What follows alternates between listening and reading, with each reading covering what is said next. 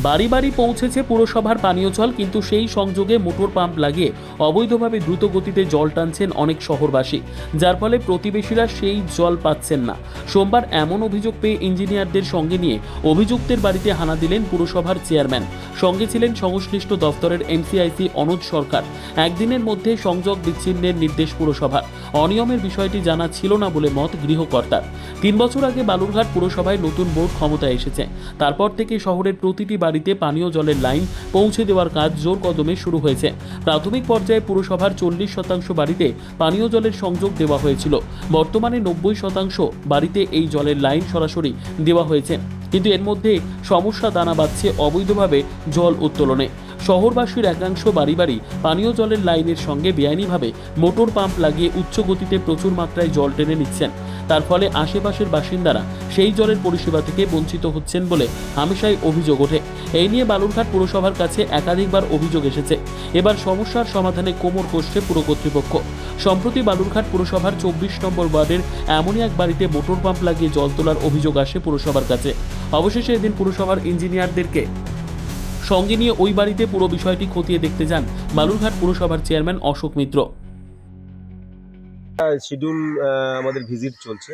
বালুরঘাট মিউনিসিপ্যালিটির পক্ষ থেকে আমাদের যে হাউস সার্ভিস কানেকশন, সেটা প্রায় 90% বাড়িতে আমরা দিয়ে দিয়েছি। আমাদের কাছে বেশ কিছু কমপ্লেন আসতে শুরু করেছিল যে অনেকেই ডাইরেক্ট যে সাপ্লাই লাইন, সেই ডাইরেক্ট সাপ্লাই লাইন থেকে মেশিন চালিয়ে মোটর দিয়ে সেই জলটা একেবারে উপরে দোতলায় বা তিনতলায় তারা রিজার্ভারে স্টোর করছে।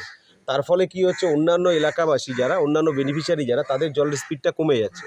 তো বেশ কিছু এই ধরনের বেনিফিশিয়ারিকে আমরা সাবধান করেছি, ভিজিট করছি। 1 নম্বর ওয়ার্ড এর আগে আমরা দেখেছি, 6 নম্বর ওয়ার্ডও দেখেছি। ভেরি রিসেন্ট গত পরশুদিন আপনারা জানেন যে 5 নম্বর ওয়ার্ড, আমার নিজের ওয়ার্ডেও একটা এরকম কমপ্লেন ছিল। আজকেও ঠিক সেম একটা কমপ্লেন ছিল 24 নম্বর ওয়ার্ডের এই সবুজ সংঘ এলাকার পাশেই একজনের বাড়িতে। আমরা সেটা আজকে ভিজিট করলাম এই দপ্তরের কনসার্ন এনসিআইসিকে নিয়ে এবং ইঞ্জিনিয়ারদেরকে নিয়ে আমি আজকে এই ভিজিটে এসেছিলাম।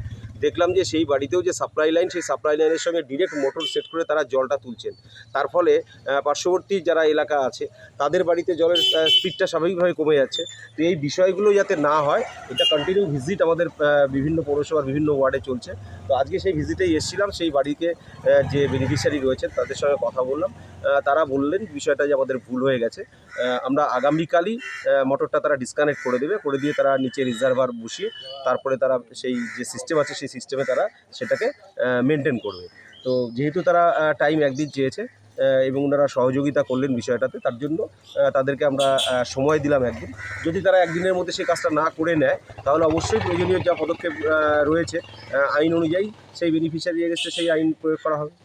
সমস্যাটা হচ্ছে এখানে এই জল উঠানো হয় তো ট্যাপ থেকে, তো বাড়ির ওই জলের কলটা খারাপ হওয়ার জন্য তো ওটা ভিতরে নিয়ে নেওয়া হয়। তো নিয়ে মোটর দিয়ে জলটা উঠানো হয়। তো আমরা জানতাম না, তো কালকে সেটা ডিসকানেক্টেড করে দেওয়া হবে, সেটা বলা হয়েছে। আপনার নাম?